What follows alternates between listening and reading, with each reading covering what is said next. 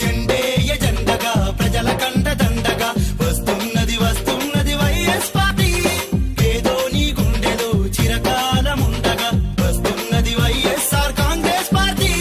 స్వర్ణ యుగ స్థాపనకు సంకేతము హరితాంధ్ర ప్రదేశ్కిది ఆరంభము జై జై జగనన్న జై జై జై జై జగనన్న జై జై